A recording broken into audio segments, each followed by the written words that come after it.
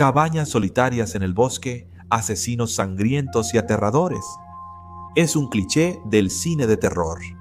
Sin embargo, su base, los casos reales de personas asesinadas en cabañas, no es solo un cliché de terror. Es una realidad. En el video de hoy veremos solo 3 de esos casos. Aunque cada uno tiene un trasfondo distinto, la naturaleza escalofriante de los crímenes es la misma.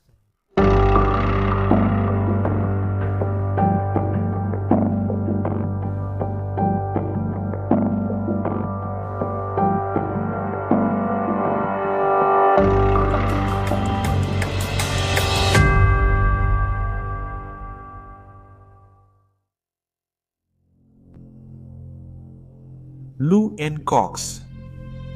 Antes de 1990, Lou Ann Cox era vista como una trabajadora dedicada que se cuidaba y mantenía su casa limpia. También se destacó que era coleccionista de artículos de Pepsi, y amigos y familiares la describían como alguien, cito, agradable, amigable y que siempre trataba de ayudar a las personas. Pero la vida de Lou Ann comenzó a salirse de control cuando su matrimonio terminó a finales de los años 80, y quienes la rodeaban empezaron a notar un cambio drástico en su comportamiento. Con su matrimonio terminado y el divorcio en proceso, Lou Ann comenzó a vender todas sus pertenencias y usar el dinero para comprar drogas. Al mirar atrás, su madre, Maria Oxley, creía que este estilo de vida comenzó cuando su hija resultó herida en un grave accidente de tráfico y empezó a tomar medicamentos fuertes para el dolor. A partir de ahí, pensó, la adicción creció. Lou Ann le pedía dinero en efectivo a su madre repetidamente, normalmente pidiéndole prestados $20 cada vez, pero María se preocupaba de que el dinero que le daba fuera directamente para drogas. Así que empezó a comprarle a Lou Ann las cosas que necesitaba, ya fuera gasolina o comida. En 1995, solo un año antes de que la encontraran muerta, Lou Ann fue arrestada por posesión de cocaína.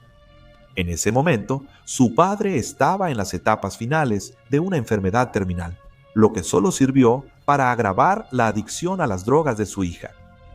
La familia la describió llegando al hospital en malas condiciones físicas y con un comportamiento cambiado, recordando cómo llegaba con moretones en los ojos. Parecía golpeada y completamente alterada. Sin embargo, este abuso de sustancias con el que Lou Ann luchaba fue solo el comienzo de su deterioro. Lo peor estaba por venir. El 9 de marzo de 1996, a las 11:30 am, un trabajador en el lago Prairie Creek, Indiana, notó algo entre las malezas cerca de los senderos de motocicletas en el suroeste del embalse. Pensando que era basura, fue a investigar y halló horrorizado el cuerpo desnudo de una mujer envuelto en 2 mantas. Las autoridades determinaron que la víctima había sido brutalmente golpeada, estrangulada con una cuerda o alambre y llevaba muerta de 6 a 8 horas. Había sido agredida sexualmente, pero no se pudo recolectar ácido desoxirribonucleico de su cuerpo. No pasó mucho tiempo para que fuera identificada por el tatuaje de Pepsi en su tobillo izquierdo como Lou Ann Cox, de 42 años. Tan solo 2 días después de que se encontrara el cuerpo de Lou Ann, el personal del Motel Mabel llamó a las autoridades para informarles que ella se había hospedado recientemente en su establecimiento. El motel estaba compuesto por una serie de cabañas de troncos disponibles para hospedaje nocturno. Según se informa, el atento personal del motel había visto la imagen de Lou Ann en el periódico, por lo que se pusieron en contacto con las autoridades. Una persona encargada de la limpieza de las habitaciones descubrió que faltaban varias cobijas en una de las cabañas y luego encontró una mancha de sangre en el colchón. Estos hallazgos se encontraron en la cabaña contigua a la que Lou Ann había rentado. El personal informó que la mujer de 42 años se registró en el motel el viernes temprano y devolvió la llave esa noche. Sin embargo, volvió a aparecer en la recepción a las 3:30 de la mañana del sábado, 8 horas antes de que encontraran su cuerpo, y pidió la llave de la misma cabaña. Cuando el personal la rechazó, notaron que se alejaba hacia la oscuridad en dirección a la cabaña. Sin embargo, esta pista no fue tan útil para los investigadores como esperaban, ya que para cuando llegaron al lugar, las mucamas del hotel ya la habían limpiado. Después, las pruebas de ácido desoxirribonucleico confirmaron que la sangre en el colchón era de Louann, pero no se encontró ácido desoxirribonucleico del asesino ni de otras personas presentes. En días, la policía localizó y citó al hombre que rentó la cabaña contigua donde hallaron la sangre. El hombre, cuyo nombre no figura en los artículos sobre el asesinato de Louann, llegó el viernes y se fue hacia las 10 de la mañana. La mañana del sábado, 9 de marzo. Este hombre, no identificado, admitió conocer a Louann y hospedarse en las cabañas al mismo tiempo que ella. El interrogatorio terminó cuando el hombre pidió hablar con un abogado. El auto fue registrado en la investigación, pero no surgieron nuevas pistas para las autoridades. Nunca fue arrestado ni acusado en relación con el asesinato y falleció de cáncer en 2004. Las autoridades descubrieron que Louann visitó varias tabernas en el sur y este de la ciudad la noche del 8 de marzo. Terminó en el Village Inn en el 221 de East Jackson a la 1:30 am. Según testigos, fue aquí donde Louann tuvo un intercambio desagradable y enojado con un hombre no identificado. Este desconocido no es el mismo que fue interrogado. Se describe como de 1.75 metros delgado, blanco, unos 30 años, cabello castaño hasta los hombros, abrigo de cuero y botas vaqueras. La sobrina de Louann, Tara, quien fue entrevistada para un artículo por el Star Press en 2014, describió cómo una prima la llevó a esa escena años después. Según Tara, esta prima parecía saber muchos detalles sobre las personas con las que Louann se juntaba, y dijo que esa noche Louann había abofeteado al hombre con el que estaba discutiendo acaloradamente, y él respondió diciéndole, cito, que ella recibiría lo suyo después. Se desconoce si la prima presenció la pelea o se enteró después, y si habló o no con las autoridades sobre esta información. Aunque la policía recibió 2 pistas sobre la identidad de este desconocido del bar, nunca se encontró ningún vínculo entre ninguno de estos hombres y Louann, aunque se señala que uno de los hombres tenía antecedentes de arrestos por agresión. Por un tiempo, el caso de Louann se relacionó con el de Kim Witherspoon, asesinada en febrero de 1996 a los 27 años. Ambas vivieron a una cuadra de distancia y sufrieron agresión sexual y estrangulamiento. Ambas también tenían vínculos con prostitución y drogas. Años después se descartó su relación. Desde entonces, el caso de Louann se ha enfriado. En 2014, la Universidad Estatal de Val llamó la atención al involucrar a estudiantes de justicia penal y criminología en casos sin resolver junto con las autoridades. Sin embargo, esta investigación adicional no arrojó novedades. La madre de Louann, Maria Oxley, falleció en 2014, sin haber visto justicia por el brutal asesinato de su hija. Antes de eso, ella y su sobrina Tara expresaron su preocupación porque la policía no tomaba el caso en serio y se sentían insatisfechas con la investigación. Louann fue sepultada en el cementerio Elm Ridge, no muy lejos de la tumba de su padre. Hasta el día de hoy, su caso sigue sin resolverse. Los asesinatos con hacha de Hill en Ardenwald. En la primavera de 1911, William Hill, de 33 años, su esposa Ruth, también de 33 años, y sus 2 hijos de un matrimonio anterior, Philip, que tenía 8 años, y Dorothy, que tenía 4, se mudaron a una cabaña con 2 habitaciones, una para dormir y otra para vivir y comer, con una cocina adjunta. La cabaña estaba ubicada en la zona rural de Ardenwald, un vecindario en Portland, Oregón. Según todos los relatos, la familia Hill era muy querida y como cualquier otra familia de la zona. William era instalador de tuberías en la compañía de gas de Portland y lo describían como trabajador y reservado. Ruth, divorciada de un alcohólico, fue chica de sociedad y su hermano y cuñado eran abogados destacados en Portland.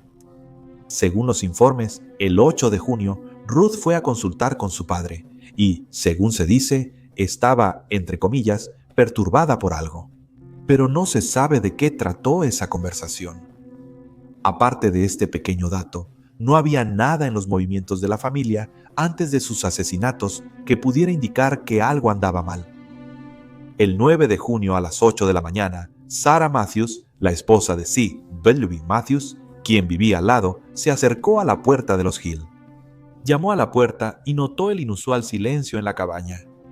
El esposo de Sarah le había señalado esa mañana que no había visto a William salir de la propiedad para tomar el tranvía interurbano que lo llevaba a su trabajo. Esto era muy inusual. Mientras Sarah esperaba respuesta de sus vecinos, notó que todas las ventanas de la cabaña estaban cubiertas con tela de forma inusual. Cuando no llegó respuesta de las colinas, Sarah miró por una rendija en la ventana y se alarmó al ver el cuerpo ensangrentado de Dorothy, de 4 años, tirado en el suelo. El alguacil Ernesto Mas llegó rápido tras el reporte de Sarah y CW a las autoridades locales. Dentro, la casa estaba llena de sangre. La policía no halló el cuerpo de William al principio, pero luego lo encontraron bajo el de Ruth. Había estado extremadamente bien oculto. La pareja fue hallada entrelazada en la cama. Ruth había sido golpeada con un hacha 2 veces, mientras que William había sido apaleado. Los niños fueron asesinados después, también con el hacha. La familia fue asesinada cerca de las 12:45 am según un reloj roto en la cabaña. Un vecino también informó que su perro comenzó a ladrar alrededor de esa hora. Existen versiones contradictorias sobre si solo Dorothy o también su madre fueron agredidas sexualmente. Los crímenes fueron muy violentos y cada miembro de la familia sufrió un trauma grave en rostro y cráneo. Se encontraron huellas dactilares ensangrentadas en Dorothy y en el brazo de Felipe, pero esto no llevó a las autoridades a un sospechoso. El hacha de los asesinatos se dejó en la casa, al pie de la cama de Dorothy. No era de la familia Hill, y los perros rastreadores siguieron el rastro hasta la casa de José Delk, a poco más de 1 kilómetro. Se utilizaron sabuesos en la escena del crimen para ayudar a encontrar más pistas, pero, desafortunadamente, no encontraron nada. Las autoridades pronto limitaron los motivos posibles. Aunque faltaban algunas joyas de la cabaña, otros objetos de valor y dinero en efectivo no fueron tocados, lo que descartó el robo como motivo. Se creía que el motivo detrás del atroz crimen era sexual y que posiblemente un pedófilo era el responsable. Hubo varios sospechosos en el caso de los asesinatos de la familia Hill. Eduardo Ramsey, un vagabundo que vivía en el bosque, atrapando animales y robando comida, fue la primera persona que las autoridades tomaron en cuenta cuando comenzaron a investigar, ya que se creía que había sido objeto de quejas en el vecindario sobre un hombre merodeando por la zona. Después se confirmó que Ramsey no estaba implicado en los asesinatos. En mayo de 1917, Guillermo Riggin confesó haber disparado a un hombre en octubre de 1915. Durante esto, dijo haber visto los asesinatos de la familia Hill. Riggin contó que conoció a Guillermo Flynn, alias de Eduardo Ramsey, y a un mexicano apodado Brown en Ciudad de Oregón, donde planearon robar casas. Riggin afirmó que esperó afuera de la cabaña de los Hill por 30 minutos y escuchó a los niños gritar adentro. Sin embargo, sin más interrogatorio, la historia de Riggin comenzó a transformarse. Cambió su relato, afirmando que en realidad participó en el robo y los asesinatos junto con Ed Ramsey, no con Brown y William Flynn. Los 2 relatos que Riggin dio a las autoridades estaban llenos de inconsistencias respecto a la cabaña misma, además de otros detalles importantes. Más tarde se decidió que estas confesiones no podían considerarse creíbles, ya que William Riggin fue considerado mentalmente incompetente. El tercer y último sospechoso en los asesinatos de la familia Hill fue Nathan Harvey, acusado de los 4 crímenes en diciembre de 1911. Harvey, un viverista de 55 años, había tenido una disputa de tierras con William y estaba ligado vagamente a varios crímenes. En 1984, una joven de 18 años fue hallada muerta en un campo de fresas en la propiedad de Harvey. Después su hermano le disparó a su madre y luego se ahogó. Cuando la policía interrogó a sus vecinos, varias mujeres afirmaron que Harvey les había hecho, cito, propuestas impropias y también las había insultado. Cuando arrestaron a Harvey, el sheriff Mass afirmó tener pruebas absolutas de que el hombre de 55 años tomó el último tren a Ardenwald en el ferrocarril interurbano, que llegó al vecindario cerca de las 12:25 am. La noche del 9 de junio, 2 testigos se presentaron antes para decir que habían visto al hombre en cuestión bajar del tren a esa hora en esa fecha. Tras el arresto del dueño del vivero, hubo apoyo local y algunos pensaban que Harvey era inocente. Un terrateniente anónimo le dijo al periódico Oregonian que Harvey era, cito, temido. Sin embargo, a pesar de las pruebas y teorías que rodeaban la conexión de Harvey con el caso, los cargos en su contra finalmente fueron retirados solo una semana después de su arresto, en espera de una investigación adicional. En febrero de 1912, un juez cerró formalmente la investigación adicional sobre Harvey. Aunque retiraron los cargos y cerraron la investigación, el hermano y el padre de Ruth siguieron creyendo que Nathan Harvey era responsable del asesinato de Ruth y su familia. Según se dice, el hermano de Ruth fue a ver a Harvey al vivero y, cito, el arma se disparó sola. Nunca se presentaron cargos contra el hermano por este disparo accidental. Detectives en línea han notado que el hijo de Harvey, Corwin, de 17 años durante los asesinatos, luego enfrentó cargos de violación estatutaria y pedofilia, cumpliendo varias condenas. Según se informa, tenía preferencia por los niños. Se ha especulado que tal vez Corwin fue la primera víctima de su padre, o que incluso Corwin fue el responsable y su padre lo encubrió o lo ayudó de alguna manera. Fuera de las teorías relacionadas con Nathan Harvey, se piensa ampliamente que los asesinatos con hacha de Hill en Ardenwald están conectados con varios otros asesinatos con hacha de esa época. Sin embargo, más de un siglo después, es probable que nunca sepamos con certeza qué fue lo que realmente sucedió en el caso de los asesinatos con hacha de Hill en Ardenwald.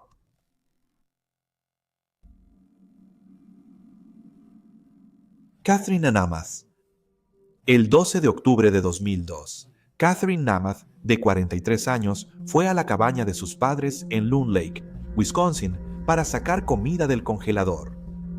Catherine era la única presente, pues sus padres se habían ido ese día al sur para pasar el invierno.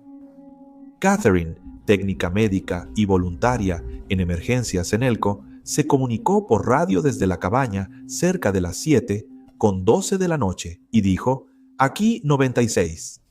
Hay un hombre con un impermeable, es de aspecto desaliñado y...». Y luego la radio se apagó. Su esposo, David, y su hijo, Nick, llegaron a la cabaña alrededor de las 7:44 de la noche, 32 minutos después de su última transmisión. David había intentado, pero no logró contactar a su esposa, así que decidió investigar por su cuenta qué estaba pasando. Sin embargo, no esperaba hallar a Catherine tirada afuera de la cabaña tras ser atacada. Ella seguía con vida. David le preguntó quién la había atacado, pero la mujer de 43 años le dijo que no lo sabía. Falleció durante su traslado en helicóptero al hospital. Catalina, conocida por ser amable y cariñosa, pasó el 12 de octubre haciendo mandados. Según su esposo, David, el lago Loon era su lugar favorito. Al llegar las autoridades, recogieron las pruebas de inmediato. Estaba claro que Catherine había sido perseguida por la propiedad tratando de defenderse de su atacante. Recibió varias heridas de arma blanca en la pelea. Se recuperó ácido desoxirribonucleico del agresor desconocido en la escena, pero aún no se ha encontrado una coincidencia. La policía inició una investigación exhaustiva, recorriendo la zona y entrevistando a amigos y familiares.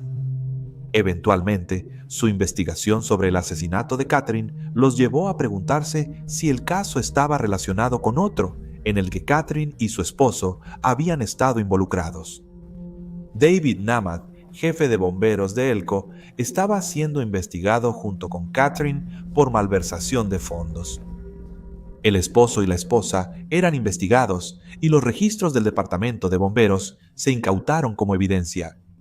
Cuando Catherine se enteró de la investigación, llamó al departamento del sheriff y declaró que quería presentarse para dar una divulgación completa sobre algunos de los detalles. Pronto pareció sospechoso para la policía cuando, 2 días antes de que ella debiera visitar a las autoridades y dar información, apareció muerta. Finalmente, David se declaró no impugnante por robo, conducta desordenada y obstrucción a un oficial en el caso. Aunque la policía seguía teniendo sospechas sobre Catherine y su vínculo con la investigación, nunca se ha encontrado ninguna conexión. Tras cerrar el caso de malversación, las autoridades vieron que seguían lejos de atrapar al asesino del hombre de 43 años. David, por su parte, afirmó no saber quién mató a su esposa. La policía intentó obtener más información utilizando lo que llaman una audiencia John Doe. La audiencia John Doe se usa en investigaciones obstaculizadas y puede obligar a testigos a declarar en secreto. Esto permite a las autoridades obtener información de personas que no acudirían voluntariamente. 2 hombres que conocían a David asistieron a una audiencia John Doe, pero las autoridades dudaban de su veracidad. Un hombre fue acusado y condenado por falso testimonio. Ambos hombres eran amigos de Mateo Becker, empleado del departamento de bomberos que primero confesó el desfalco. Según se informa, estos 2 hombres también tenían un conocimiento profundo del área de Elko, ya que habían pasado tiempo allí cazando. En 2007, se realizaron pruebas de ácido desoxirribonucleico a 24 personas. Esto luego se comparó con la evidencia encontrada en la escena del crimen, pero el intento de encontrar respuestas en el caso de Catalina fue en vano. Un artículo de 2008 dice que un hombre con información sobre el asesinato murió antes de ser entrevistado. El hombre, cuyo nombre no se dio a conocer, falleció por causas naturales a los 42 años. Su reunión había sido programada para el 22 de febrero y el 21 de febrero la policía entró a su casa en Pittsville, incautando una computadora, entre otras cosas. Sin embargo, esto no aportó nueva información. Por su repentino fallecimiento, se desconoce si este hombre tenía alguna relación con el caso. La policía, en 2012, tenía una teoría sobre el asesinato de Catherine, pero carecía de pruebas para presentar cargos. Por eso ocultaron la teoría hasta tener pruebas suficientes. Sin embargo, ese día aún no ha llegado. Quizás haya esperanza para el futuro, pero hasta el año 2020, el caso de Catherine Namath sigue sin resolverse. Y ahí tienen los hechos. Dejen un comentario abajo con sus teorías y especulaciones. No olviden dar like y suscribirse para apoyar el canal. Si quieren más contenido de crímenes reales, chequen el podcast Detective de Casos Fríos enlazado abajo. Gracias por ver, manténganse alerta, manténganse seguros y nos vemos la próxima vez.